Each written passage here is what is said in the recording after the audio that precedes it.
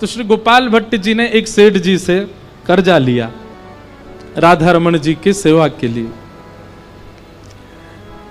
और जो अवधि बताई थी देने की वो नहीं दे पाए।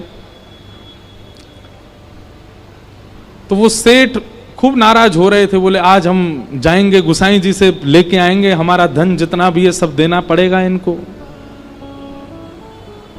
और सेठ जी ने ऐसा मन बनाया था कि कल सुबह भोर में जाएंगे और गोपाल भट्ट गोस्वामी के पास जो मिल जाएगा ले आएंगे। श्री राधा रमन लाल जी को रात भर निद्रा नहीं आई और मन में विचार करने लगे कि सुबह सुबह अगर ये आ जाएंगे और आकर के गोसाई जी को परेशान करेंगे, गोस्वामी जी से आकर के कहेंगे धन दो, हमारी सेवा कैसे हो पाएगी। बंधुओं एक बात याद रखिए, ठाकुर जी जब सेवा में रहते हैं ना, तो जितना चाव आपको सुबह सुबह उठ करके उनको देखने का होता, उनको भी होता है कि आज ही कैसे नहा धो के तैयार है कि आवे वो मेरे पास। ठाकुर जी को भी हमको देखने का चाव रहता है। इसलिए सेवा में जब जाओ ठाकुर जी की, में कई लोगों को देखा वो बहुत सहज भाव से सेवा में नाइट ड्रेस में चले गए सेवा में, ऐसे नहीं। ठाकुर जी आपको देखने के लिए लालायित रहते हैं। सुबह सुबह जब आप सेवा में जाते हैं तो बहुत सुंदर बन के जाओ, इत्रादि लगा करके बढ़िया सुंदर व्यवस्थित होकर के तब ठाकुर जी को जगावे जाओ। हमको कोई उठाने आ जाए हौवा सा बन के, कितना अजीब लगे। लेकिन भाई सुबह सुबह जिसका मुख देखते हैं पूरा दिन वैसा ही निकलता है। सुबह सुबह कोई ऐसा दिख जाए वो पूरा दिन खराब जाए तो हम कहते हैं सुबह इसी का ही मुख देखा था हमने। तो सेवक को भी चाहिए कि वैसे तो सामान्य रहे, पर जब सेवा में जाए, वो कहें हम घर में ही तो हैं, कहीं जाना नहीं है, क्या पहने, नहीं, सेवा में जब जाओ तो नए वस्त्र पहन के जाओ, भले ही सेवा के बाद उतार दो, पर ठाकुर जी के सामने बिल्कुल सुंदर बन के जाओ। क्योंकि ठाकुर जी को भी रात भर प्रतीक्षा होती है कि सुबह ये आवेगो, कैसा लगेगो। गोपाल भट्ट गोस्वामी, अगर सेठ जी सुबह आ गए तो गोपाल भट्ट गोस्वामी सेवा में नहीं आ पाएंगे, राधा रमन जी को लगा कि हम उनको देख नहीं पाएंगे। तो महाराज ब्रह्म मुहूर्त में मंगला आरती से पहले ही राधा रमन जी ने गोपाल भट्ट जी का रूप धारण कर लिया, और रूप धारण करके जितना धन उस सेठ का था सारा धन लेकर के गए, और सेठ के यहां सुबह सुबह उसका गेट दरवाजा खटखटा दिया, खोलो। सेठ जी निकल करके आए, बोले अरे हम तो आज आपके पास ही आने वाले थे। बोले ये लो पकड़ो अपना धन सारा, अब नहीं आना हमारे पास, आओ तो दर्शन करने आना और परेशान नहीं करना हमको ज्यादा। मतलब राधा रमन जी मानो ये कहना चाह रहे हैं गोपाल भट्ट जी को परेशान मत करना, हमारे सेवक हैं। ठाकुर जी बहुत प्रेम करते हैं अपने अर्चक से।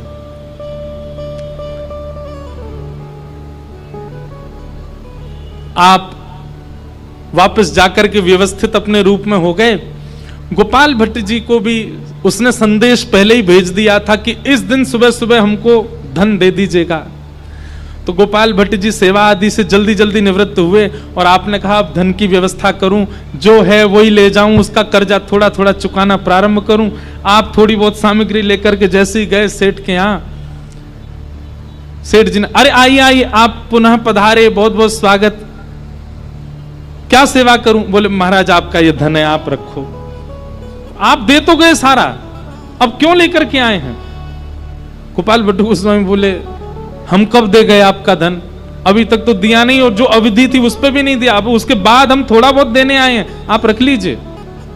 सेठ जी बोले आज सुबह सुबह आप आए थे, ये देखिए पूरी पोटली दिखाई, सारा धन आप दे करके चले गए।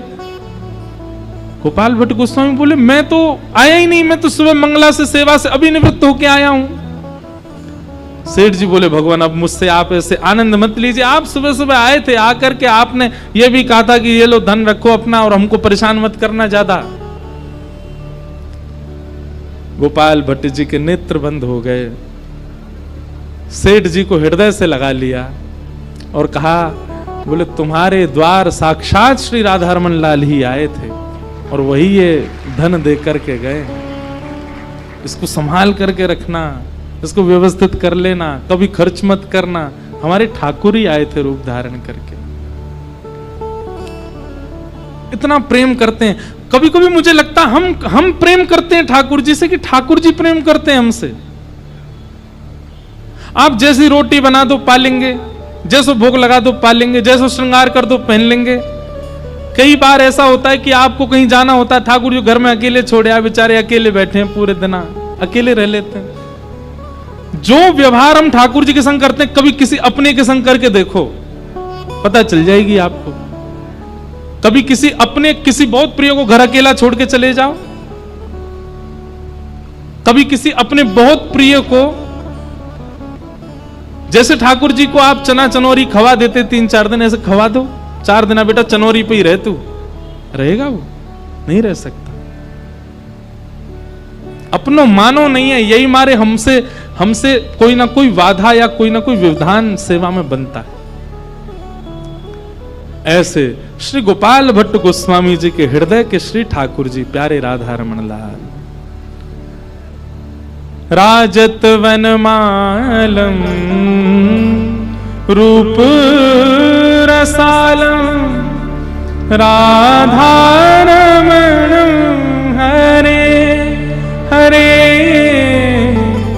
राजत वनमालम रूप रसालम राधा रमण हरे हरे। राधा रमणम हरे हरे। राधा रमणम हरे हरे। गोरज मुख लसितम भक्त चितवसितम राधा रमणम हरे हरे। राधा रमणम हरे हरे। ब्रज जन प्रियतम बाल मुकुंदम राधा रमणम हरे हरे। राधा रमणम हरे। ऐसे श्री राधा रमण लाल, उन्हें हम बारंबार वंदन करते हैं, प्रणाम करते हैं, नमन करते हैं। उनके प्रादुर्भाव की आप सबन को बधाई हो, बधाई हो, बधाई हो। श्री राधा रमण लाल को प्रणाम। अब हम लोग कथाक्रम तो भैया बहुत पीछे चल रहा है अभी, लेकिन हम सीधे 10वें स्कंद पे ही चल रहे हैं। ठाकुर जी का नंदोत्सव मनाएंगे, और नंदोत्सव प्रारंभ बधाई से ठीक पहले आज बधाई होगी। खूब ऊधम मचेगो महाराज, पहले तैयार रही हो सब। और सुनो, हमारे वस्त्रन को छोड़ दियो बस, बाकी आप लोग खूब आनंद करियो, उछलियो, नाचियो, गइयो, बस वस्त्रन को छोड़ दियो। हम आएंगे बीच में, वही उत्सव ये बीच में हमारे लिए जी लगाइए। आज उत्सव मनेगो। मैं अपनी मैया को इकलौता हूं, मुंह को गेर गार मत दियो भैया। मैं अपने मित्रन को भी इकलौता हूं, हमें विपराग जी को भी इकलौता हूं, मैं आप सबन को इकलौता हूं भैया, मुंह को गेरियो मत। अब सबरे कमर कस के बैठो और सुनो। बधाई उत्सव जैसे ही प्रारंभ होगा, एक बधाई तो हम मंच से गाएंगे, बाकी की बधाई हम नीचे से ही गाएंगे। और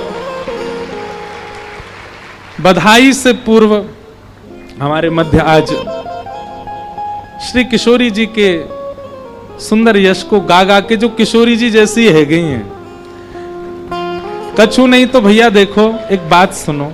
हमारी किशोरी जी, हमारी लाडली जी, उनके रूप को तो कहा वर्णन करें, पर उनके यश को गावे वारे भी उनके जैसे ही दिखने लगे। तो ऐसे ठाकुर जी के यश को गा करके गौ सेवा के प्रति सबको अग्रसित कर रही हैं, सुंदर भावों से भगवत भाव रख रही हैं। ऐसी देवी चित्रलेखा जी पधारी हैं, उनका भाव हम सुनेंगे और बधाई थोड़ी सी यही गा देंगे, फिर हम शुरू करेंगे। और आज पूरा चंडीगढ़ को मेला ग्राउंड बने को कहा नंदगाम। बोल वृंदावन बिहारी लाल की जय।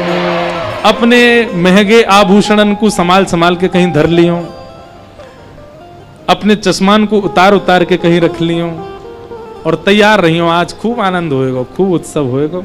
आइए हम लोग ठाकुर जी के जन्मोत्सव की ओर चलें।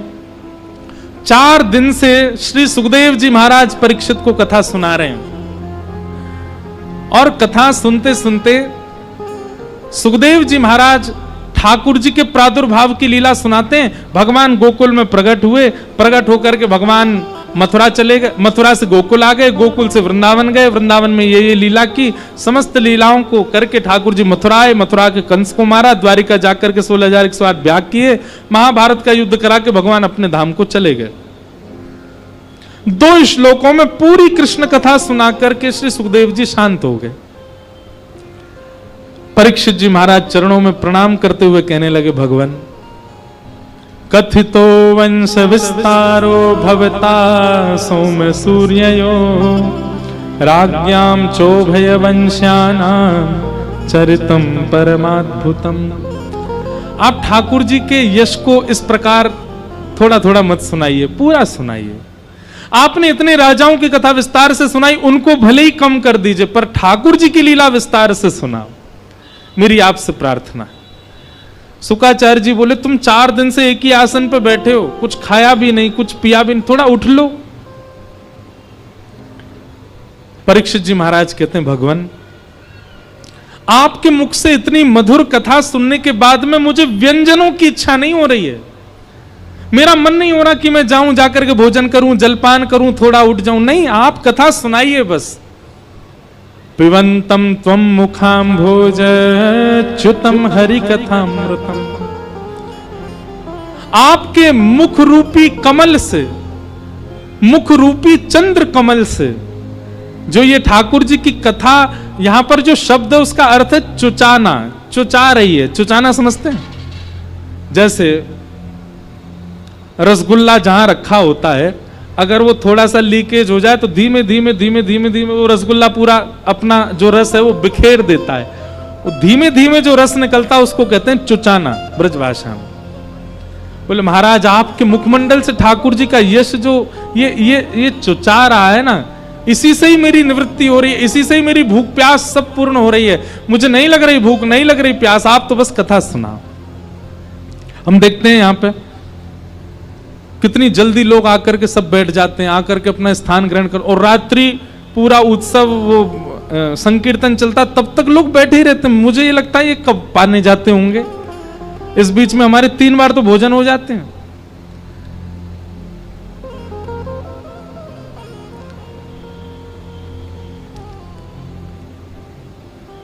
लेकिन इतना भी भूख को सहना हम किस लिए करते हैं? ठाकुर जी के उत्सव के लिए। वो डी पर है, उसको एफ पे करो।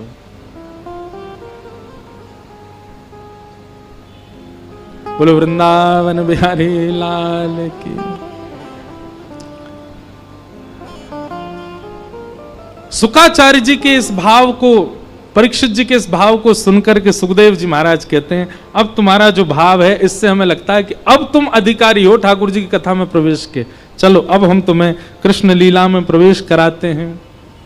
वसुदेव ग्रहे साक्षात भगवान पुरुष परः जनिष्यते तत्प्रियार्थम सबवन्तु सुरस्त्रिय। भगवान ने आकाशवाणी करके पृथ्वी को पहले ही आश्वासन कर दिया कि हम वसुदेव जी के यहां पुत्र बनकर के आएंगे। क्यों?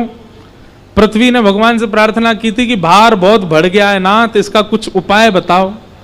तब ठाकुर जी ने आकाशवाणी करके कहा कि हम ही साक्षात भगवान ही कृष्ण रूप धारण करके आ रहे हैं और वसुदेव जी के यहां जन्म लेंगे, और जन्म लेकर के आपके समस्त भार को हम हल्का करेंगे, प्रतीक्षा करो। इस आकाशवाणी को भगवान ने ब्रह्मा जी को सुनाया। ब्रह्मा जी ने समस्त देवी देवता और पृथ्वी को सुनाया। ये बात सुनकर के सारे देवी देवता ब्रजमंडल में आ गए। कोई वृक्ष बने, कोई पत्र बने, कोई गैया बने, कोई बछड़ा बने, कोई बछिया बने। साक्षात महादेव नंदग्राम पर्वत बने, साक्षात ब्रह्मा जी बरसाना पर्वत बने, और साक्षात नारायण श्री गोवर्धन पर्वत के रूप में विराजमान हो गए। ब्रजमंडल में एक कण भी ब्रह्मा जी ने नहीं रखा है। यह सब किशोरी जी के द्वारा व्यवस्थित है, और सब देवी देवता ही ब्रजमंडल में आए, इसलिए वृंदावन में सब पूजनीय है, सब वंदनीय है। सब ने आकर के रूप धारण किए। अब यहां सूरसेन एक मंडल है, उस सूरसेन मंडल के राजा का नाम ही सूरसेन है, और सूरसेन के पुत्र का नाम सूरसेन मंडल के राजा सूरसेन, उनके पुत्र का नाम वसुदेव, और मथुरा मंडल के राजा उग्रसेन, उग्रसेन के पुत्र का नाम कंस, कंस के चचेरी बहन का नाम देवकी। आपने अपनी चचेरी बहन का ब्याह सूरसेन राजा के पुत्र वसुदेव जी से किया। वसुदेव जी की 6 पत्नियां और हैं। इस प्रकार आपका विवाह 7वां विवाह देवकी जी के साथ में हुआ। कंस अपनी बहन को विदा करने के लिए जा रहा था, तभी भगवान ने आकाशवाणी करते हुए कह दिया, अरे कंस, जिस बहन को तुम विदा करने जा रहे हो इसी का ही 8वां बालक तुम्हारा काल होगा। अपना काल जान करके कंस ने तुरंत तलवार निकाल करके अपनी बहन के सर के धड़ को अलग करना चाहा। वसुदेव जी ने चरण पकड़ लिए, बोले महाराज कंस, इनको मत मारो, आपको पीड़ा बालक से है ना, हम बालक आपको दे देंगे, पर इनको मत मारो, तुम्हारी बहन है और ये निर्दोष है, इन्होंने कुछ नहीं किया। कंस ने मुक्त कर दिया। आपकी बात पर विश्वास कर रहा हूं, सारे बालक लाकर के मुझे देना। 6 बालकों को वसुदेव जी ने कंस को दे दिया और 6 बालक कंस ने मार दिए। 7वें बालक के रूप में देवकी मैया के गर्भ में श्री बलराम जी पधारे। लेकिन भगवान ने मन में विचार किया कि भाई बलराम जी जाकर के कहीं उथल पुथल नहीं मचाते, कंस को यही नहीं मार दें, जो क्रिया हमें करनी है वो यही कर देंगे। भगवान ने योग माया वैष्णो देवी का स्मरण किया और स्मरण करके कहा, आप ही जाकर के हमारे जो 7वें भैया पहुंच रहे हैं इनको आप स्थानांतरित करो। अगर आपने हमारा ये काम किया, कलयुग में आपकी खूब पूजा होगी, खूब सेवा होगी, खूब वंदना होगी। और योग माया देवी ने आकर के देवकी मैया के 7वें बालक को स्थानांतरित कर दिया रोहिणी मैया के गर्भ में। रोहिणी जी वसुदेव जी की दूसरी पत्नी है। कंस को खबर मिली कि 7वां बालक गर्भ में ही नष्ट हो गया। अब धीरे धीरे आ रहे हैं 8वें लाला। कंस ने तो महाराज डबल ताले लगवा दिए, सिक्योरिटी हाई कर दी, बोले मेरा शत्रु जन्म लेने वाला है, सब तैयारी रखो। देवकी मैया के गर्भ में साक्षात ठाकुर जी पधारे। बंधुओं एक बात सुनिएगा, हमारे पूज्य पिताजी महाराज कथा में कहते हैं, भगवान ऐसे नहीं आते कि बस ज्योति प्रकट हुई प्रकट है, नहीं, 9 महीना बालकों की तरह ठाकुर जी गर्भ में रहते हैं और मां को पूर्ण वैसा सुख प्रदान करते हैं जैसा अनुभव, जैसा सुख एक बालक के गर्भ में आने पर होता है, वैसा ही अनुभव ठाकुर जी कराते हैं मैया को। जन्म मानवों की तरह ही ठाकुर जी धारण करते हैं, पर विश्राम मानवों की तरह नहीं होता। ठाकुर जी लीला पूरी करके अंतर ध्यान हो जाते हैं, लेकिन बाकायदा 9 महीना ठाकुर जी गर्भ में ही रहते हैं। इसलिए जब गर्भ में भगवान आए तो देवताओं ने भगवान की गर्भ स्तुति गाई। सत्यव्रतम सत्य परम त्रिसत्यम सत्यश्च योनिम निहितम च सत्ये सत्यस्य सत्य मृत सत्य नेत्रम सत्यात्मकम त्वाम शरणम प्रपन्ना। ये गर्भ स्तुति है, देवताओं ने गाई। भगवान गर्भ में आए और जिस दिन से ठाकुर जी गर्भ में आए हैं, देवकी इतनी सुंदर लगती है, इतनी मनमोहक लगती है कि देवकी को देखते ही कंस के मन के जितने विषाद हैं, जितने विकार हैं, जितना राक्षस तत्व है, वो सब नष्ट हो जाता है। अरे कंस ऊपर ही अपने सैनिकों से कह के जाता है, सुनो नीचे कारागृह में जाकर के मुझको कुछ हो जाता है, मेरी क्रूरता नष्ट हो जाती है, मुझ में दया उत्पन्न हो जाती है। देवकी को देखते ही मेरा मन होता है कि मैं कारागृह खोल दूं, इसको मुक्त कर दूं, इसलिए तुम लोग संभाल के चला करो। जैसे मेरे अंदर दया आने लग जाए उठा करके मुझको ले आना। क्यों? जब से देवकी को देखता हूं, पता नहीं क्यों मेरे मन में दया उत्पन्न होती है। इसलिए होती है क्योंकि देवकी के गर्भ में ठाकुर जी। संत जनों को देख करके, उनके वचनामृत सुन करके, उनकी उपस्थिति से आप सुधरते क्यों हैं? निश्चित ही उनके अंदर भगवत तत्व विद्यमान है। उनकी वाणी सुनते ही आपका चित्त झकझोर जाता है, मन में विचार आता है कि अब ये सब नहीं करना। क्यों? क्योंकि उनकी वाणी में श्री किशोरी जी बैठी हैं, उनके मस्तिष्क में ठाकुर जी विराज रहे हैं। इसलिए संत जनों को प्रणाम किया जाता है, वंदन किया जाता है।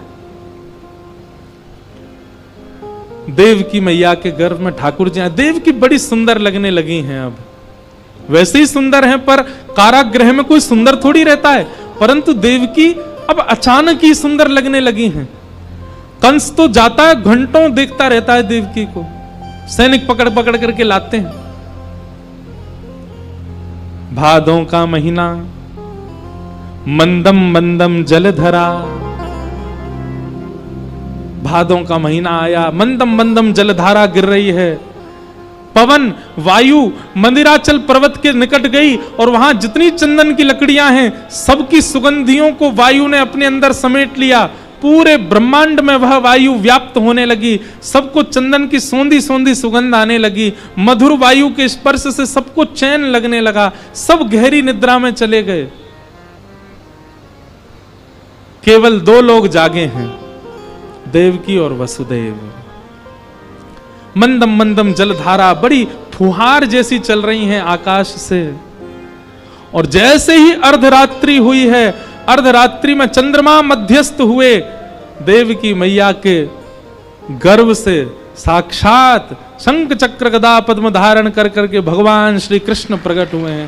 बोलो बाल कृष्ण लाल की। सब लोग अपने नेत्र बंद करो, हाथ जोड़ करके हम जो छवि बताएंगे ठाकुर जी की, उस छवि का चित्त में दर्शन करना। जन्म लेते ही ठाकुर जी कैसे दिख रहे हैं, पहले हम श्लोक गाएंगे, फिर उसका भाव सुनाएंगे, तब तक नेत्र बंदी रखना और मन में ही उस छवि का दर्शन करना।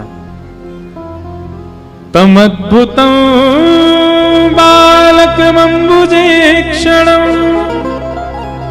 चतुर्भुजं शंख गदार्युदायुधं श्रीवत्सलक्ष्मं गलसौभकौस्तुभं पीतांबरं सांद्रपयोधसौभगं। कैसे हैं ठाकुर जी? बोले अद्भुत बालक है। भाई बालक तो बालक होता, अद्भुत थोड़ी होता है। लेकिन नहीं, ठाकुर जी अद्भुत लग रहे हैं। बोले कैसे अद्भुत? बोले देवकी मैया के गर्भ से जन्म लेते ही ठाकुर जी का स्वरूप कैसा है? चतुर्भुजम शंख गदार्युदायुधम। ठाकुर जी की चार भुजाएं हैं और चार भुजाएं भी खाली नहीं है। शंख चक्र गदा पद्म अपने आयुध ठाकुर जी संग लेकर के आए हैं।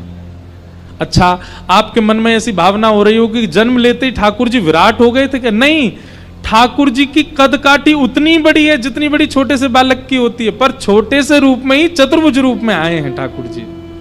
शंख चक्र गदा पद्म हाथ में है और चतुर्भुजम शंख गदार्युदायुधम श्रीवत्सलक्ष्मम गलसौभकौस्तुभम।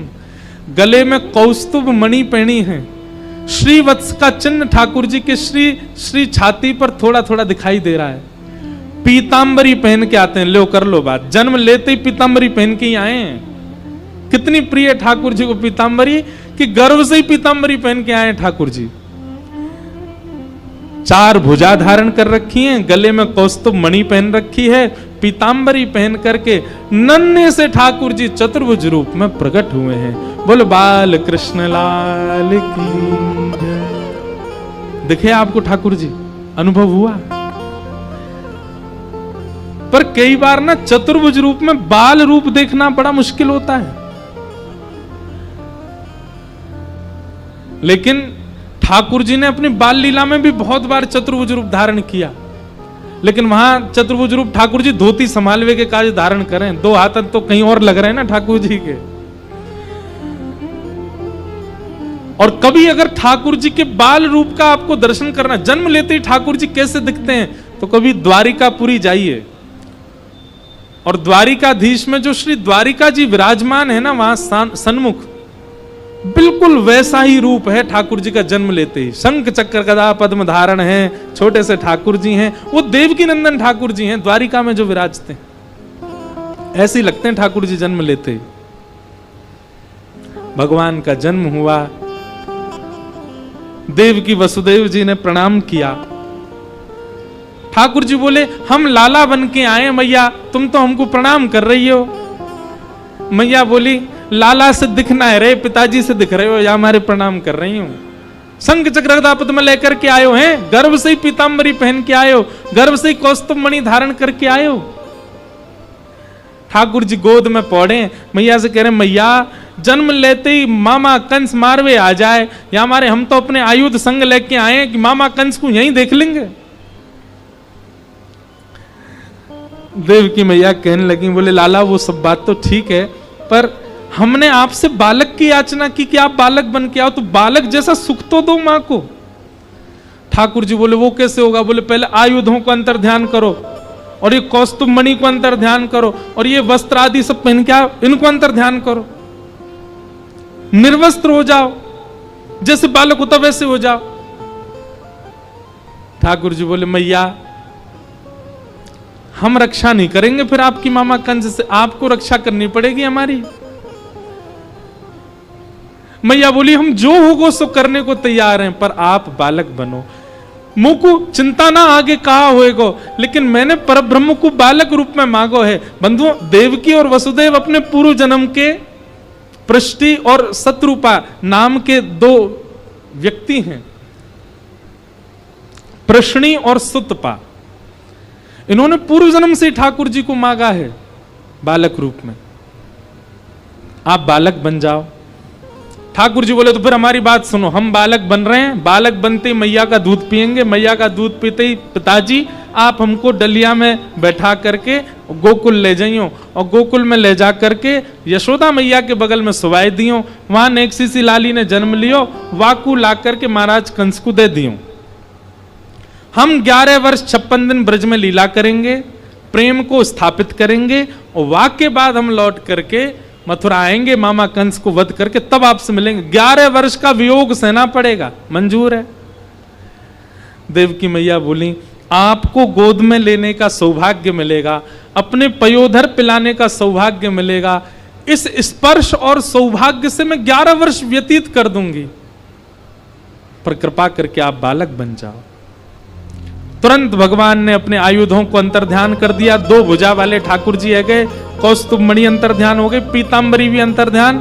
ठाकुर जी तो आज हरि देखे नंगम नंगा, नेक्स्ट बालक की तरह ठाकुर जी तो नंगे ही है गए। देवकी मैया ने हृदय में भरा। ठाकुर जी ने देवकी मैया की मति को अब जो उन्होंने देखा था सब उनकी विस्मृति करवा दी। क्यों? नहीं तो मातृभाव नहीं आएगा ना।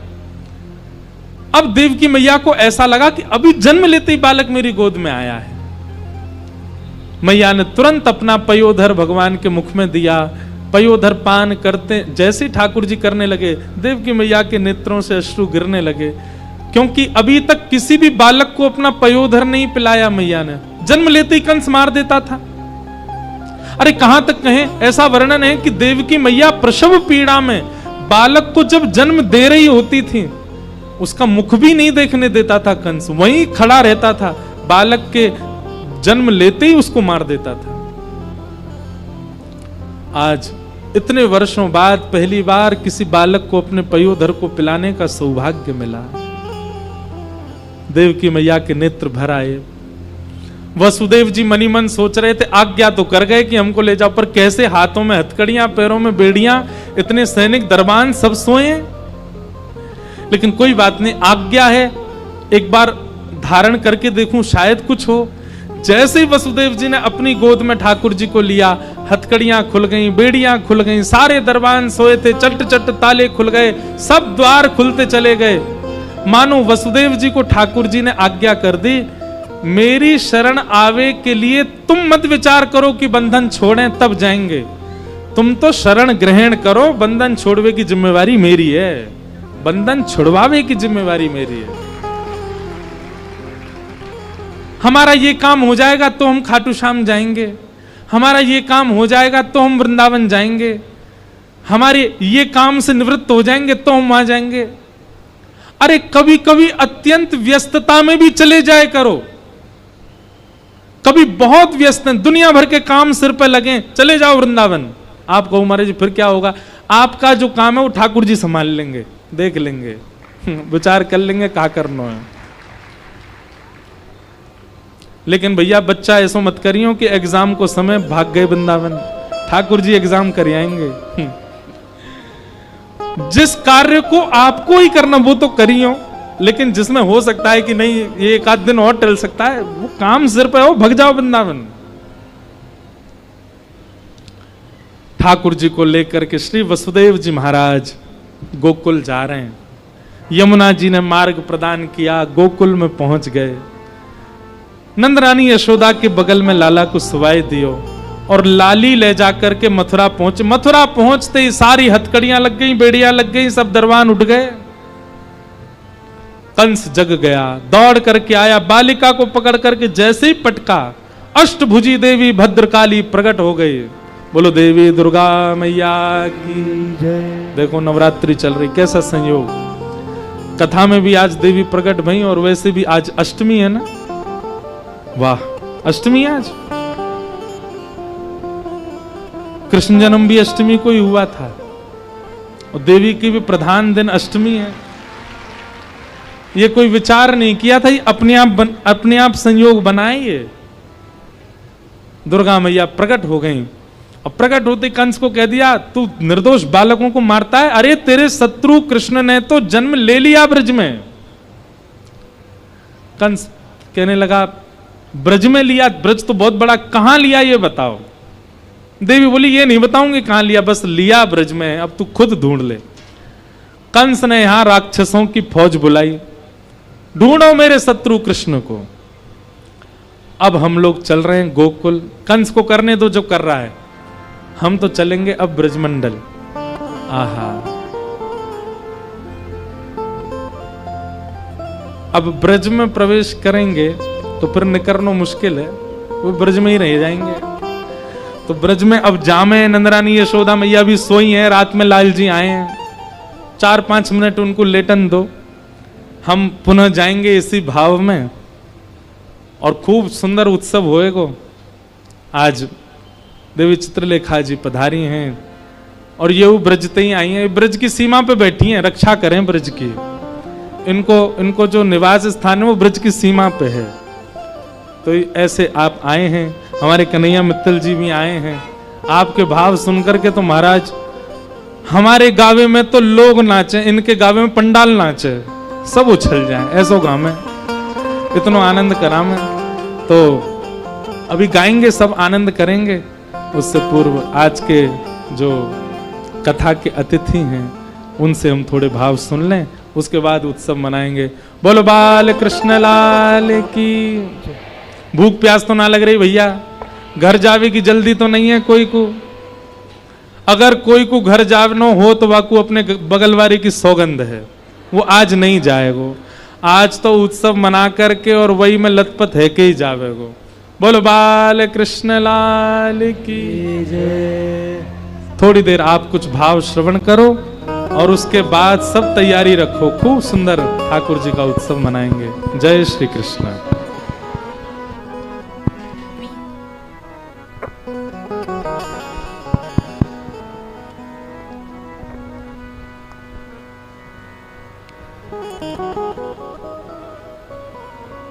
अज्ञानतिमिरान्धस्य ज्ञानाञ्जनशलाकया चक्षुरुन्मीलितं येन तस्मै श्रीगुरवे नमः। हरे कृष्ण कृष्ण कृष्ण हरे हरे, हरे राम राम राम हरे हरे।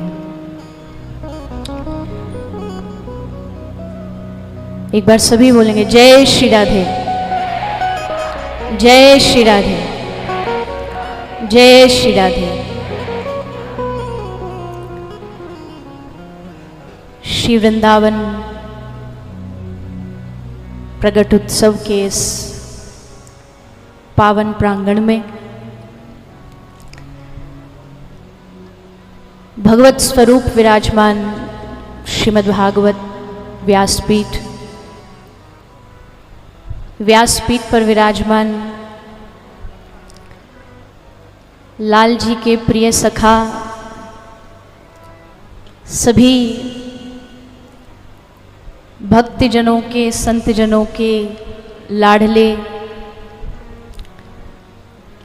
परम पूज्य श्री इंद्रेश जी महाराज आपके व्यासपीठ पर आपको विराजमान, आपको प्रणाम।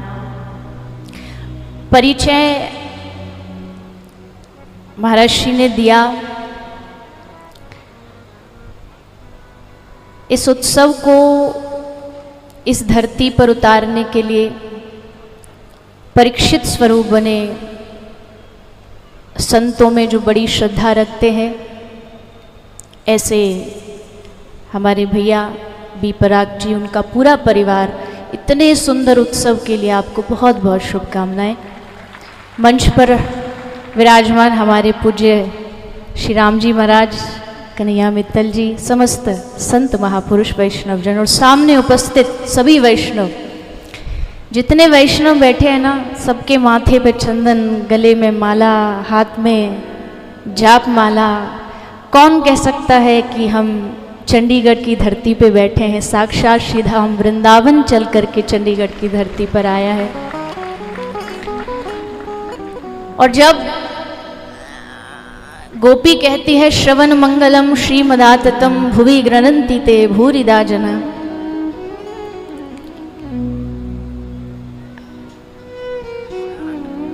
अरे मैया मुख देख के कहा करोगी सुन लो बस।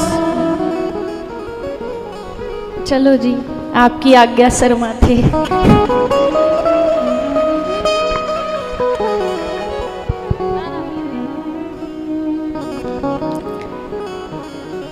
अब बोलो राधे राधे। जब गोपी कहती है श्रवण मंगलम श्रीमदाततम, हम प्रवक्ताओं को ठाकुर जी ने बहुत बड़ी कृपा भी करी है। एक थोड़ा सा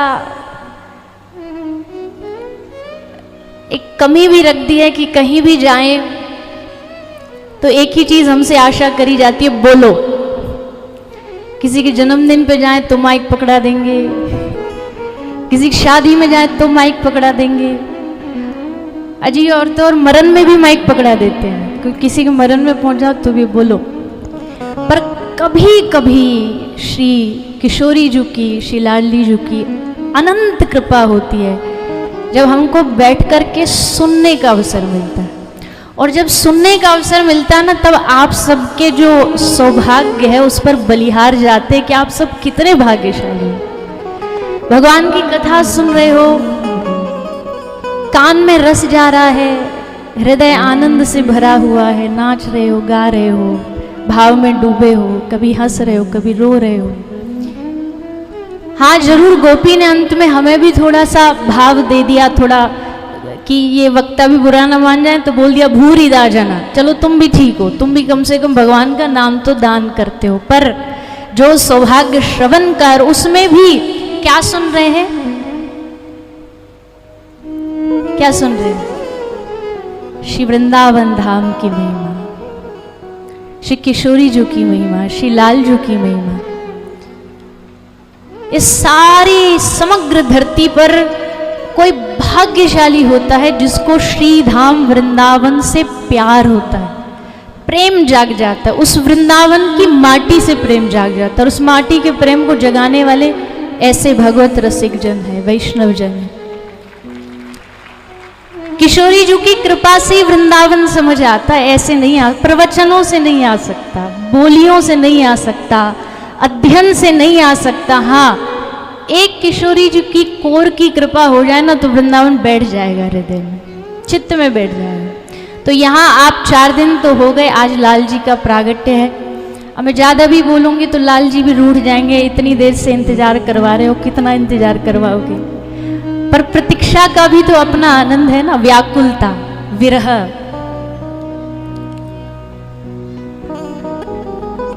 श्री किशोरी जी के कृपा के बगैर इस वृंदावन रस की चर्चा पूरी हो ही नहीं सकती। इसलिए पूज्य महाराज जी, अच्छा महाराज जी ने एक रिश्ता तो बता दिया कि हम सब जो व्यासपीठ में यहाँ आज बैठे हैं, अब बीच बीच में मिलते रहते हैं। कुछ महाराज जी ने कुछ अच्छा बनाया सुनाते, हम कुछ उनको सुनाते। एक संबंध और भी जो वैसे अभी खुलासे की जरूरत तो है नहीं हमारी छोटी सी लाडली जी और लाल जी, ये दोनों का बड़ा प्यारा सा रिश्ता है। जब बहुत दिन हो जाए ना लाल जी को, हमारी व्यासपीठ पे छोटी सी श्री जी विराजमान होती है, तो जब बहुत समय हो जाए श्री जी ना देखे तो महाराज जी का फोन आता है कि आपकी जो छोटी सी लाडली, एक बार महाराज जी आए थे हमारे कुटिया पे पधारे, लाडली जी को पहली बार देखा, तभी इन्होंने कह दिया हम अपने ठाकुर जी का ब्याह आपकी श्री जी से कराएंगे। तो रिश्ते तो कई सारे हैं, संबंध तो कई सारे हैं, और वैसे भी वैष्णवों का तो अपना रिश्ता होता है ठाकुर जी के नाते, श्री जी के नाते। तो हम तो यही प्रार्थना करेंगे कि श्री धाम वृंदावन की कृपा हम सब पे बरसे और हम श्री जी के रस में डूब जाएं, लाल जी के रस में डूब जाएं। क्योंकि यकीन मानो सब दुनिया में सब नीरस है, जाको एक बार श्री राधा रानी के नाम का रस लग जाए ना, उसके लिए सब नीरस। ऐसा रस लगाने वाले, ऐसे भगवत रसिक जन, जिनकी संतों में प्रगाढ़ श्रद्धा, संतों के लाडले, वैष्णवों के प्रिय, ऐसे किसी वैष्णव से अगर भगवत कथा सुनने मिले तो फिर राधे ही राधे है, आनंद ही आनंद है। तो ऐसी श्री जी, और कैसी है श्री जी, आज लाल जी प्रकट होने वाले हैं। आज जैसा महाराज जी ने बताया, आज क्या है, अष्टमी। तो जब श्री ठाकुर जी आने वाले थे तो सारे जितनी भी तिथि है ना, सब में कंपटीशन था, सब अपनी अपनी एप्लीकेशन लेके ठाकुर जी के चरणों में खड़े थे कि तृतीया कह रही है ठाकुर जी हम में आ जाओ, चतुर्दशी कह रही है हम में आ जाओ, पूर्णिमा कह रही है हम में आ जाओ, अमावस्या, सब लाइन लगा के अपना अपना फाइल लेके खड़े ठाकुर जी के चरणों। भादो महीना एकदम लाइन से अलग था, वो लाइन में था ही नहीं, वो कंपटीशन में था ही नहीं। तो सब जितने भी वहाँ कैंडिडेट थे सबने पूछा भादो से कि भैया तू इतने टौर में काय को उठाड़ो कोने में, तू भी लग जा लाइन में। बोले तुम कितनी भी एप्लीकेशन लगा लो, हमको पता तुम्हारे ठाकुर जी भादों में ही आएंगे। बोले क्यों, भादों में क्यों आएंगे? बोले ये पिछड्डी है, जब श्री जी भादों में आई तो ये भी भादों में आएगा, हमको एप्लीकेशन की जरूरत ही नहीं है। तो फाइनल होगी, बोले भादों महीना में आएंगे। फिर तिथि कौन सी होगी, उसमें भी सब लाइन में लगे हैं। तो सारी तिथि फिर अष्टमी से बोली कि भाई जब महीना फाइनल है तो पता है कि तिथि भी फाइनल ही होगी।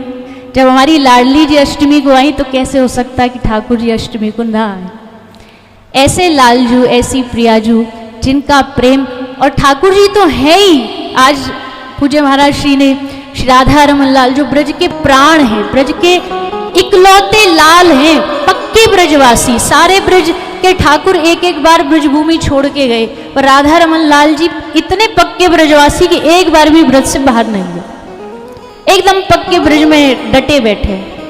गोपाल भट्ट गोस्वामी का स्मरण किया, महाप्रभु का स्मरण किया। तो ठाकुर जी हैं बड़े अच्छे, बड़े सुंदर, सब महाराज जी बता ही रहे, आपको लगातार आगे भी सुनाएंगे। पर ये सारे जितने भी गुण हैं ना, सुगढ़ भयो बिहारी यही छा से, जब श्री जी की छाया इन पे पड़ी ना, तभी ठाकुर जी को समझ में आई ये सारे गुण, ये सौंदर्य, ये स्वभाव, सहज स्वभाव पर्यो नवल किशोरी जी को, मृदुता, दयालुता, कृपालुता की राशि। तो अब जब हम ज़्यादा प्रवचन नहीं बोलेंगे, माइक मिल जाए तो छूटे नहीं है। पर लाल जी आवे वाले हैं तो हम उनके उत्सव में सब सजे सजे बैठे। बस इतना ही निवेदन करेंगे कि इस वृंदावन प्रगट उत्सव के माध्यम से बस अपने हृदय में ठाकुर जी को, श्री जी को, उनके रस को, उनके प्रेमी जनों के संग को बिठा लीजिए मन। दिन रात इस 7 दिन विश्राम भी हो जाए ना कथा, तो भी आप वृंदावन में रहो न रहो, पर वृंदावन आप में रहना चाहिए, आपके हृदय में रहना चाहिए, मन में श्री जी रहनी चाहिए, नैनों में श्री जी रहनी चाहिए, उनका ध्यान करो। एक ब्रज के बड़े महापुरुष हैं, उनकी ये रचना है जिसमें वो कहते हैं कि एक काम करो बस, बी बी बी श्री जी के चरण कमल को ध्याकर,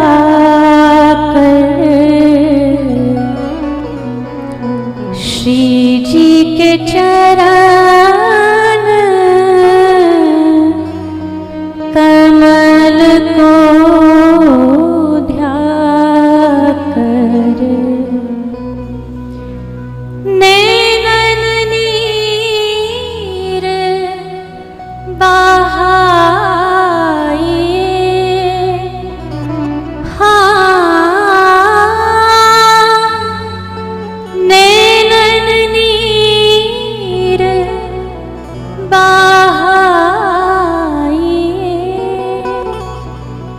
वृषभानुलने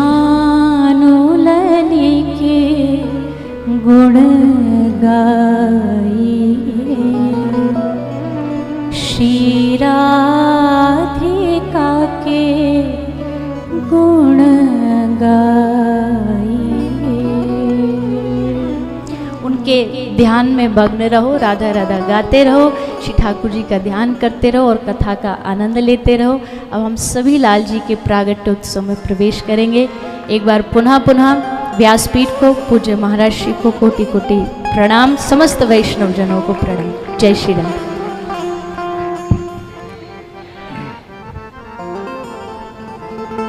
बोलो वृंदावन बिहारी लाल की जय। अब आपने तो लाला के जन्मोत्सव में श्री जी के यश गा दिए, ऐसा लग रहा श्री जी को जन्मोत्सव होएगा और यही होवे श्री जी से प्रेम करे वाले बेचारे हमारे लाला ऐसो पीछे छोड़ दें। कहा बोले फिसड्डी हमारो लाला है, बताओ। पर ये श्री जी को प्रेम करे वाले इनको अधिकार है बोलवे को। लेकिन फिर वो भैया आज तो लाला को जन्मदिन है, आज तो लाला को यश गावेंगे। अब आपने श्री जी के यश गाए दिए खूब। वैसे तो श्री जी लाला में कोई भेद नहीं है, एक ही बात है, पर इनमें वो नोक झोंक हमारे ब्रजमंडल में चलती रहे, ऐसे भाव होते रहे। अब हम लोग सब चलें गोकुल। अब ब्रजभाषा में कथा होगी भैया, सब तैयार नहीं हो, हम तो तैयार है गए, आप सबन को मैं ही आऊंगा तैयार कर, रुक जाओ, बड़े सुंदर लग रहे हो सब रहे हैं, रुक जाओ। 80 बरस के है गए नंद बाबा, कितने बरस के, लेकिन अभी तक लाला नाय भयो। पर सब ब्रजवासी ने बाबा से कही, बाबा तुम चिंता मत करो, अब के लाला होएगा तुम्हारे। बस ने चकाचक घुटवाए दो ब्रजवासी को, ने सुख करवाए दो, यमुना जी पर चुनरी मनोरथ करवाए दो, संत महापुरुषन को दक्षिणा बंटवाए दो, और सबन के आशीर्वाद से तुम्हारे गल लाला होएगा। नंद बाबा ने सब ब्रजवासी को प्रणाम कियो, ब्राह्मण देवतान को उत्सव के काजे बुलायो, अनुष्ठान करवाए, यमुना जी के खूब मंगल मनोरथ किए। आज अष्टमी तिथि और महाराज भोर जैसे भैया अभी तक यशोदा मैया जगी ना है। नंद बाबा की दो बहनें नंदा और सुनंदा, इनके मन में भाव आयो, इतनी भोर रह गई अभी तक यशोदा मैया जगी ना है। दोनों ने जाकर के नेक जैसी भवन में देखी तो कहा पायो यशोदा मैया अभी भी सोई रही हैं, दास दासियां सब सो रही हैं, और यशोदा मैया के बिस्तर पे बगल में नेक सो कोई बालक चदरिया ओढ़ करके सो रहा है। बाकी हाथ पांव हिल रहे हैं भीतर चदरिया में। नंदा सुनंदा बोली एक दूसरे से, अरे देख नंदा, मुझे तो लगा है रात में कोई बालक भयो है, अरे जल्दी चल जाके सबसे पहले हम ही मुख देखें, देख सब सो रहे हैं गहरी निद्रा में। नंदा सुनंदा जैसी समीप गई, गले तक तो ठाकुर जी ने चदरिया ओढ़ रखी और मुखमंडल केवल दिखाई दे रहा है। मुखमंडल कैसे बोले, नीली नीली मणि चमक रही हो जैसे, और ठाकुर जी कुल बुलाए रहे हैं, मतलब जैसे हाथ थोड़े थोड़े चलावे बालक, मुख से नेक नेक आवाज निकारे, ऐसे ठाकुर जी कुल बुलाए रहे हैं। नंदा बोली ए सुनंदा, ने चदरिया हटाए के देखियो लाला की लाली। सुनंदा बोली जो हो, हमें कहा लाला हो चाहे लाली हो, बालक होना चाहिए। ना ना ना, एक बार देख तो सही लाला की लाली। सुनंदा बोली लाली है भी तो कहा दिक्कत है, लाला क्यों चाहिए। नंदा बोली तू ना जाने हम दोनों कौन लगी वा की बुआ, और लाला होएगो छड़ी भी चला सके, डांटो लगा सके, हाथों दिखाए सके। लाली पे तो एक दया आ जावे, कैसे डांटे, कैसे फटकारें, कैसे कछु कहें। या हमारे एक लाला तो होना चाहिए जो हमारे पामन को छुए करे, पूरे दिन पामन को गोद में लेके बैठो रे, हम बाप अपना हुक्म चला सकें, एक लाला तो चाहिए। नंदा बोली हाँ बात तो ठीक है तेरी लाली।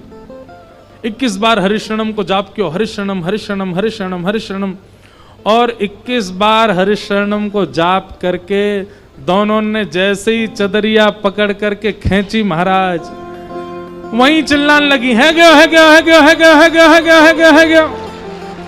एक दूसरे को मुख बंद किया, बोले अभी हल्ला मत करे, सबसे पहले ये खबर जाके नंद बाबा को सुनाएंगे। 80 बरस से प्रतीक्षा कर रहे हैं, पूरे रास्ता में गाती जा रही है गयो, है गयो, है गयो। सब गली मोहल्ला के लोग इकट्ठे है कि नंदा सुनंदा के संग दौड़ते हुए जा रहे हैं। अरे भयो कहा है? बोले अब तो है गयो। बोले कहा भयो? बोले है गयो। बोले भयो कहा? कोई को ब्याह भयो कि कोई पधार गयो, भयो का? बोले ना है गयो। कोई को बता नहीं रही है गयो चिल्लाती जा रही है पूरे ब्रजमंडल में। नंद बाबा गौशाला में बैठे, दोनों ने जाकर के नंद बाबा घेर लिए और चारों तरफ घूमने लगी। बाबा है गयो, है गयो, है गयो, है गयो। बाबा कहें कहा भयो? कोई बछड़ा भयो, बचिया भई, कहा भयो? कोई ना है बाबा, आपने ब्रजवासीन की इतनी सेवा करी, आपने संत जनन को इतना ध्यान रखो, आपने यमुना जी की इतनी आराधना करी, इन सबन के फल सो, ब्रजवासीन के आशीष सो, संतन के आशीष सो, यमुना जी की कृपा सो 80 बरस बाद आपके घर नीलमणि जैसो लाला भयो है। बधाई हो, बधाई हो। नंद बाबा ने जैसे सुनी लाला भयो, पहले तो महाराज बाबा घबरा गए, होठ कांपन लगे, हाथ कांपन लगे। बोले सांची बता? बोले सांची कह रही हूं बाबा, मैं खुद देख के नीलमणि जैसो लाला है, ऐसा लगे बिल्कुल जैसे कोई नीली मणि धरी हो। नंद बाबा ने दौड़ लगाई, सीधे कूदे जमुना जी में, स्नान कियो, स्नान करके बाहर आए, पीली धोती पहनी, पीली बगलबंदी पहनी, पीलो स्वापा बांधो, आंखन में काजर लगायो, माथे पर चंदन लगाए करके और गले में हार पहन के, लियो रे छोरा दर्पण, कैसा लग रहा हूं मैं? बोले बाबा दुल्हा से लग रहे हो बिल्कुल। अब तो नंद बाबा गए ब्राह्मणन को जिमा में, संतन अभी तक घर नहीं गए लाला को देखवे, जिनके आशीर्वाद से लाला भयो, पहले उनको साधु हुआ है। सब ब्रजवासीन के घर जाए जाए करके नंद बाबा बधाई दे रहे हैं, भैया आप सबन के आशीर्वाद सो, संत जनन के आशीर्वाद सो हमारे घर लाला भयो है। ब्रजमंडल में जो भी सुने नंद बाबा के घर लाला भयो है, वो उतनो ही आनंद में भर जाए, वो उतनो ही उत्साह में भर जाए जितने आनंद उत्साह में नंद बाबा हैं। नंद बाबा हर घर के द्वार पर जामे और जैसे कि आपके आशीर्वाद से लाला भयो, नंद बाबा के नेत्र सजल हो जाए, सुनवे वाले ब्रजवासीन के वो नेत्र सजल हो जाए, सब नंद बाबा को हृदय से लगामे। सबको मानो ऐसा लग रहा हो कि अब हमारे ब्रज को उजियारो भयो है। नंद भवन के चारों ओर लाखों ब्रजवासी खड़े हैं और सब बस एक ही आश में हैं कि कब लाला को मुख दिखेगा। नंद बाबा ने जाकर के यशोदा मैया से कही कि लाला को सब ब्रजवासी को दिखा दे। मैया गई अटारी पर जाकर के, इतने ब्रजवासी खड़े हैं, सब ब्रजवासी भुजा उठा के मैया एक बार लाला को दिखाई दे। मैया लाला को मुख तो कहा दिखाती, मैया ने जैसे ही कपड़ा हटाए के लाला के चरण दिखाए, चरण देखते ही ब्रजवासी सब नाचने लगे, गाने लगे, आनंद में भर गए। मुख देखो ही ना कोई ने, चरणन नहीं देख करके इतने आनंद में भर गए कि सब ब्रजवासी गा रहे हैं, आनंद कर रहे हैं, उत्सव मना रहे हैं। सबको ऐसा लग रहा हो भैया हमारी लाला भयो है, हमारो ही हृदय को बिहारी भयो है। हे जुग जुग जीवेरी यशोदा मैया तेरो ललना, यशोदा मैया तेरो ललना, जुग जुग जीवेरी यशोदा मैया तेरो ललना, जुग जीवेरी यशोदा मैया तेरो ललना। अरे हाँ तेरो ललना नंद रानी तेरो ललना, तेरो ललना महारानी तेरो ललना, तेरो ललना महारानी तेरो ललना, तेरो ललना महारानी तेरो ललना।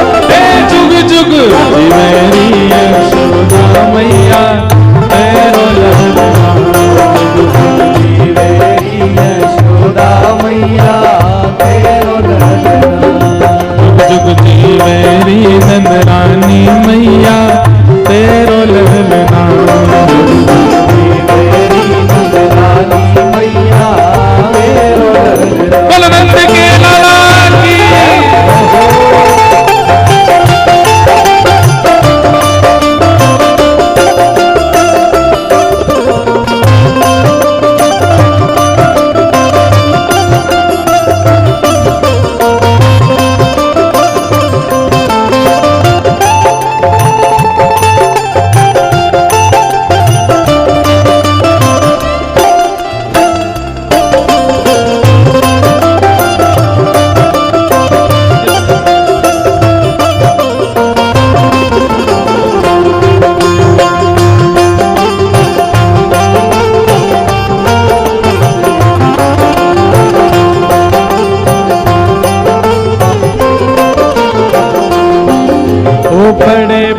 भागते यशोदा मैया ऐसो सुत तिन जायो। बड़े भागते यशोदा मैया ऐसो सुत तिन जायो। हाँ बड़े भागते यशोदा मैया ऐसो सुत तिन जायो। बड़े भागते यशोदा मैया ऐसो सुत तिन जायो। पूर्ण ब्रह्म जगत को स्वामी सोते ने गोद खिलायो। पूर्ण ब्रह्म जगत को स्वामी सोते ने गोद खिलायो। पूर्ण ब्रह्म जगत को स्वामी सोते ने गोद खिलायो। या तू मंगवा दे झूलनवा तेरो ललना। या तू मंगवा दे झूलनवा तेरो ललना। हे जुग जुग जीवेरी नंदरानी मैया तेरो ललना। जुग जुग जीवेरी नंदरानी मैया तेरो ललना। हे धन्य धनी जब होए यशोदा मैया कह के बोले। धन्य घड़ी जब होए यशोदा मैया कह के बोले। हाँ धन्य घड़ी जब होए यशोदा मैया कह के बोले। धन्य घड़ी जब होए यशोदा मैया कह के बोले।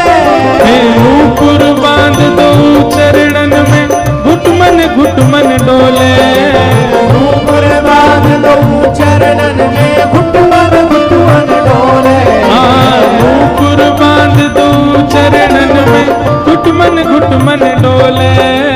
नूपुर बांध दो चरणन में घुटमन डोले। ओ पकड़े बाबा की उंगलिया तेरो ललना। पकड़े बाबा की उंगलिया तेरो ललना। हाँ जुग जुग जीवेरी यशोदा मैया तेरो ललना। जुग जुग जीवेरी यशोदा मैया तेरो ललना। अरे हाँ तेरो ललना नंदरानी तेरो ललना। तेरो ललना तेरो ललना। भुजा उठाओ सब लोग अपनी।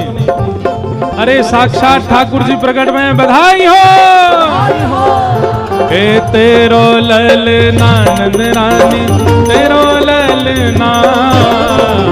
तेरो ललना नंदरानी तेरो ललना। हे जुग जुग हे जुग जुग हे जुग जुग जीवेरी यशोदा मैया तेरो ललना। जुग जुग जीवेरी यशोदा मैया तेरो ललना। जुग जुग जीवेरी यशोदा मैया तेरो ललना। जुग जुग जीवेरी यशोदा मैया तेरो ललना। नंद घर आनंद भयो। जय कन्हैया लाल की। देखो आवाज मोहाली और पंचकुला तक नहीं वृंदावन तक पहुंचनी चाहिए। नंद घर आनंद भयो। जय कन्हैया लाल की। हे यशोदा के लाला भयो। जय कन्हैया लाल की। हे नंद घर आनंद भयो। जय कन्हैया लाल की। हे नंद घर आनंद भयो। जय कन्हैया लाल की। हे नंद घर आनंद भयो। जय कन्हैया लाल की। आनंद घर आनंद भयो। जय कन्हैया देखो लाल की। आप सब लोग व्यवस्थित है गए। सब लोग बिल्कुल अपने स्थान पर खड़े हो